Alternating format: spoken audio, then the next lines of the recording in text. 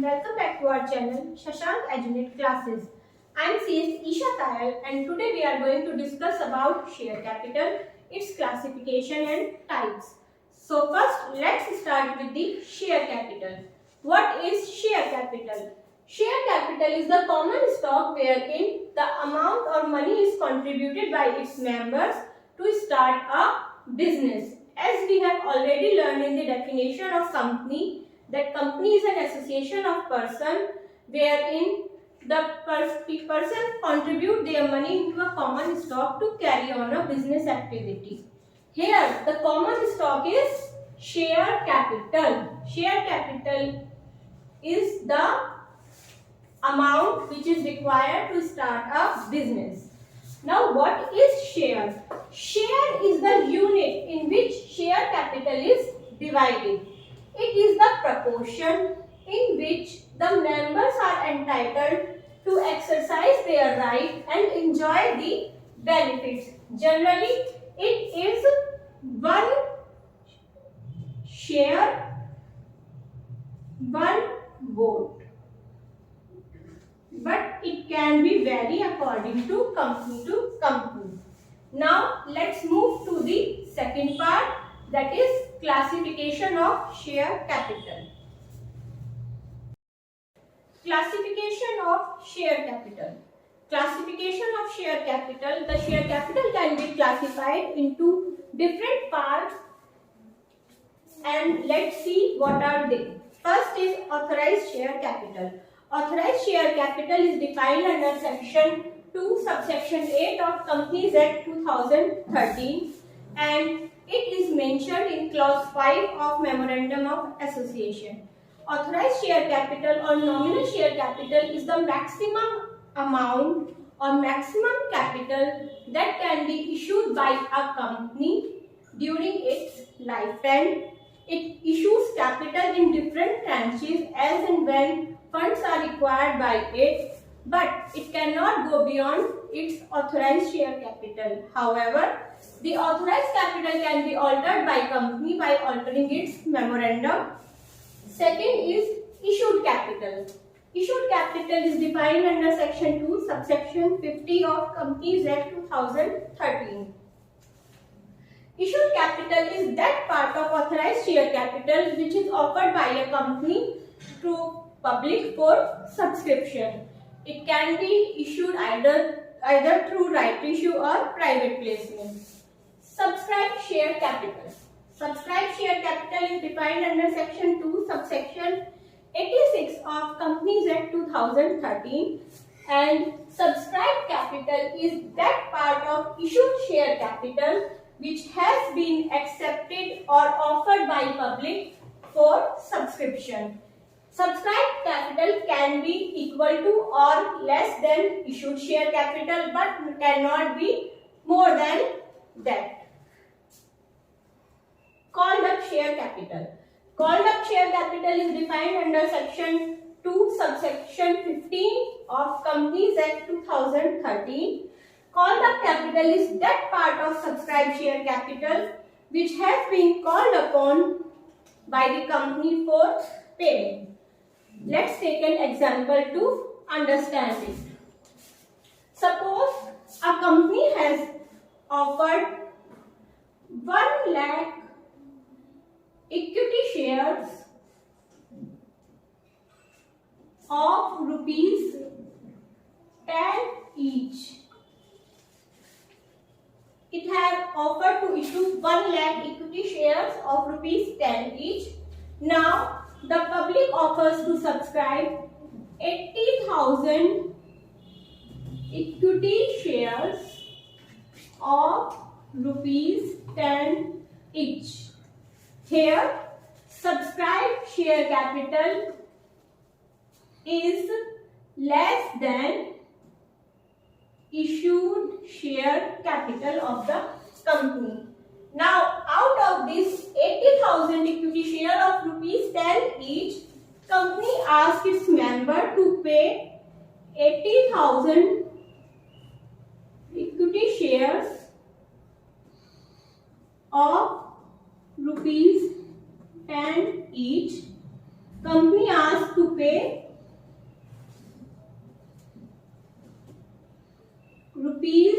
₹5 now and ₹5 later on.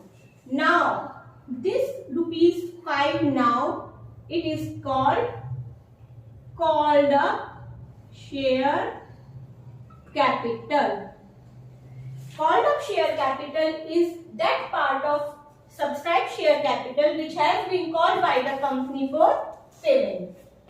Now uncalled share capital. Uncalled share capital is that part of subscribed share capital which has not been called for payment or which is to be paid later on. That is this portion. This is uncalled share capital. Sixth is paid up share capital.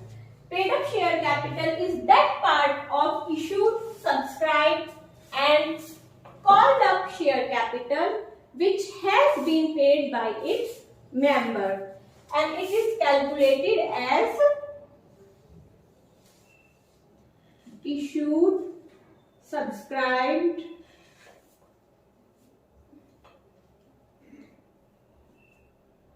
called up capital minus calls in arrears. Suppose a company asks to pay 80,000 shares on 80,000 shares to pay ₹5. So the amount the company was expecting to receive was 80,000 into 5. That is 4 lakh rupees. Now out of this 40,000, suppose the shareholder who were holding 1,000 shares have not paid the money.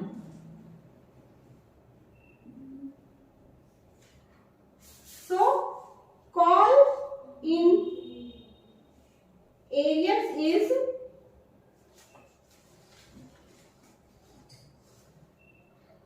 $5,000. These are unpaid.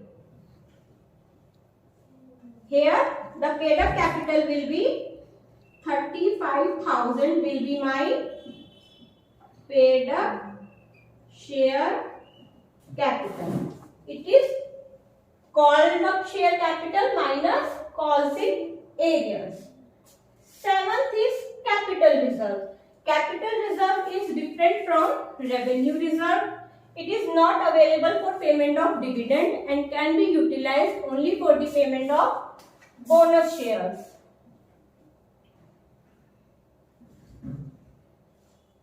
Now reserve capital. Reserve capital is that part of capital which has been reserved by the company to be called on only in the event of winding up. Otherwise, this portion of reserve capital cannot be called up by the company for payment during its lifetime. So let's have a quick recap. Authorized share capital is the maximum share capital which is written in the memorandum of association of the company. Issued share capital is the part of authorized share capital which is offered to public for subscription. Subscribed share capital is that part of issued share capital which is offered by public for subscription. Subscribed capital can be less than or equal to issued capital, but in any case it cannot be more than issued share capital. Called up share capital is that part of subscribed share capital which has been called upon for payment. And uncalled share capital is that part of subscribed share capital which will be called for payment on a later date. Paid up share capital is that part of subscribed share capital which is calculated by deducting call in arrears from the called up share capital. Capital reserve is a form of reserve which is utilized for the payment of or issue of bonus shares. Reserve capital is that part of capital which has been reserved by the company and to be issued or called upon only in the event of winding up of the company. Now let's move to the another part, that is types of share capital. Types of shares. Types of shares is applicable only in the case where company is limited by shares. Shares can be divided in two parts, equity shares and preference shares. Now let's come to the equity shares. Equity shares are defined under section 43. Equity shares are shares which are not preference share. They have right in relation to the voting power, they have right to dividend, and these are generally preferred by those who are long-term investors. They have different rights, as they have a right to receive statutory reports, they have right to receive annual accounts of the company, they have voting power regarding payment of dividend, and they can apply to central government for holding of AGM if the company fails to hold the AGM. They have right to apply to tribunal for holding extraordinary general meeting of the company. And most important, they have right to preemption in case of fresh issued capital. When the company issue further share capital, it is with their right that first they should be offered those shares for subscription. If they denounce their right, then only company can go to other shareholders for issue of share capital. Now, on the basis of voting right, equity share capital can be divided into two categories. Equity share capital without differential voting rights and with differential voting right. In case of without differential voting right, there is simple. One share, one vote. There is no difference in their voting power or right. In case of differential voting right, there can be a difference regarding managerial control, right to dividend, right to vote, then right to appoint director, then appointment of proxies. There are different ways in which the difference can be created in the voting rights of equity shareholder. Preference share. Preference shares are defined under section 55 of Companies Act 2013. Preference shares are given preference in the payment of dividend and at the time of winding up of the company in the redemption of their share capital. Preference shares have fixed rate of dividend. We generally have written as like 8% cumulative preference share or participating or non-cumulative preference share. This 8% is the rate of dividend at which the dividend will be paid to the preference share holder. Now, on the basis of different characteristics or the type, we can divide the preference share into various categories. First, cumulative preference share. Cumulative preference shares have fixed rate of dividend, but in case if a company does not have profit during current year and it could not pay dividend to preference shareholder, then that year's dividend will be cumulated and the dividend will be paid on the basis of past and present profit of the company and until it is fully paid up.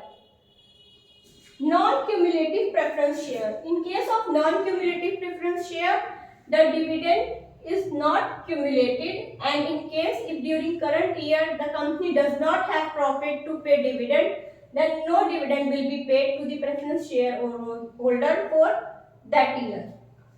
On the basis of participation. Participating preference share. Participating preference share means those shares who, apart from receiving fixed amount of dividend as return, they will be entitled for payment of profit after a fixed percentage has been paid to equity shareholder.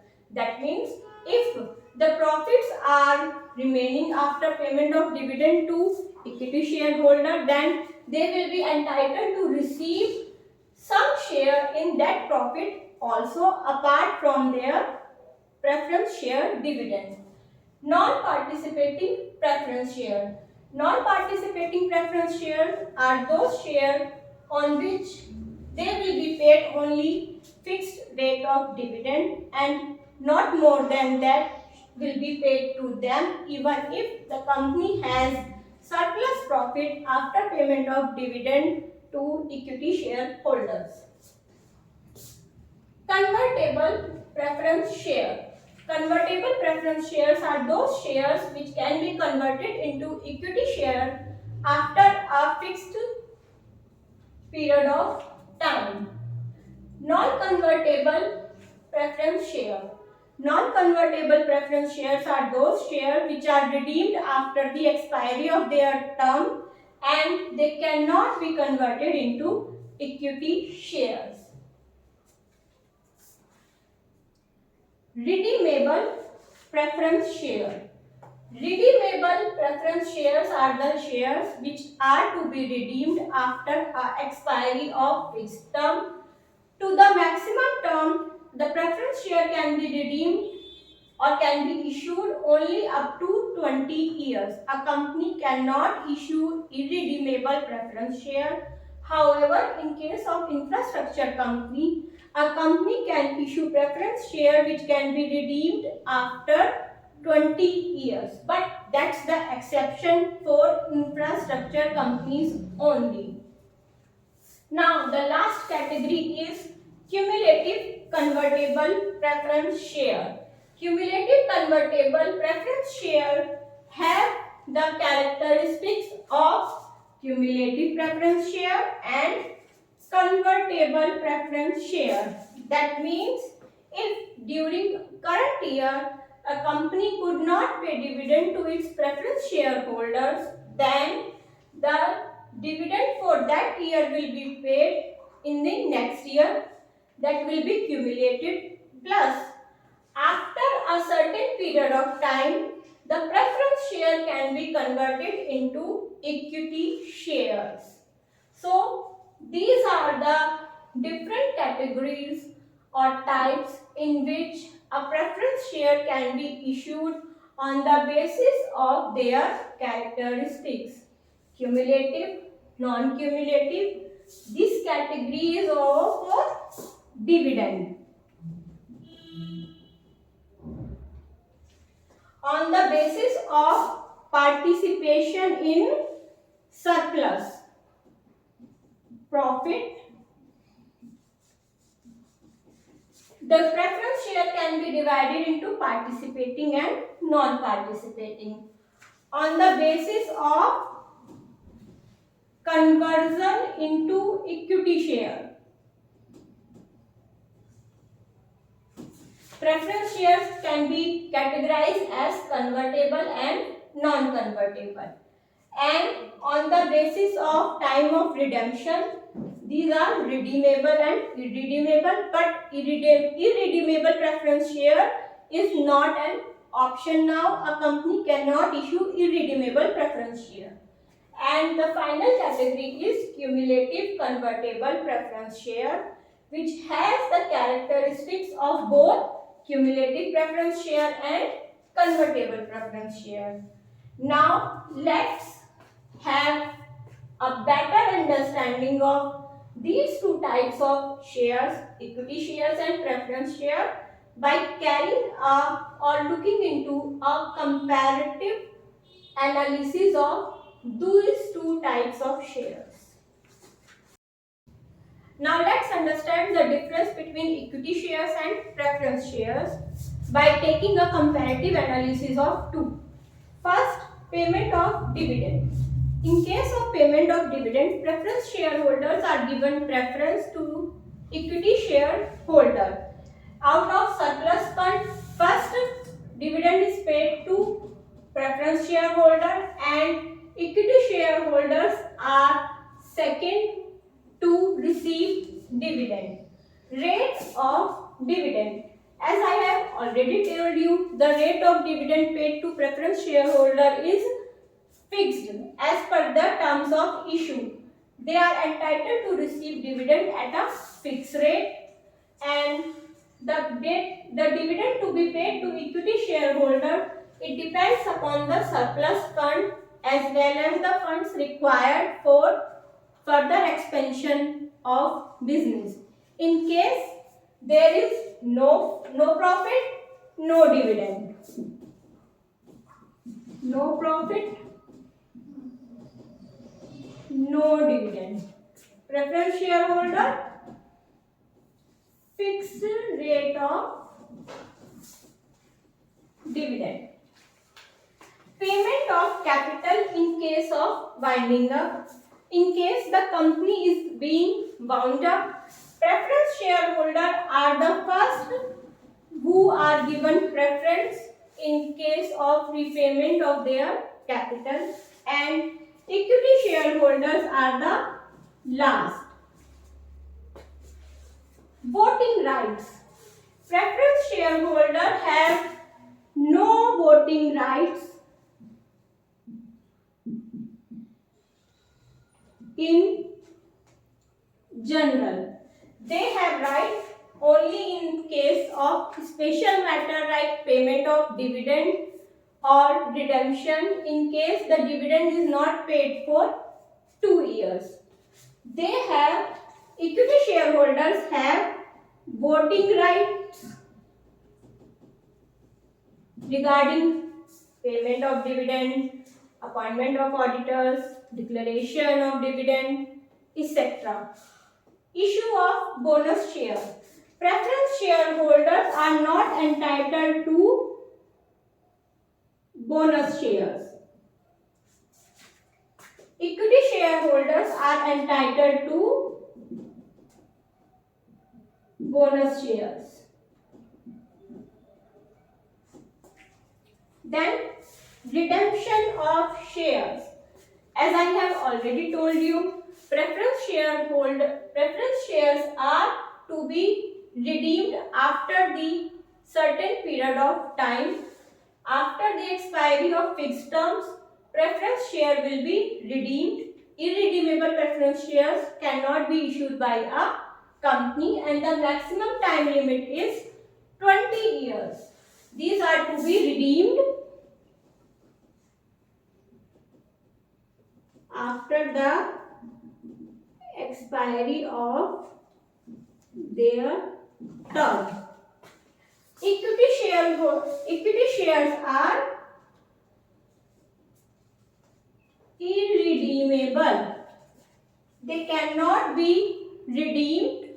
However, there is always an option for reduction in share capital or buyback of shares, through which equity shareholders are entitled for redemption of share, except that they cannot be redeemed during the lifetime of the company. So, today we have covered share capital, classification of share capital, types of share, and difference between equity and preference share. I hope you like this video and find it useful. Thank you.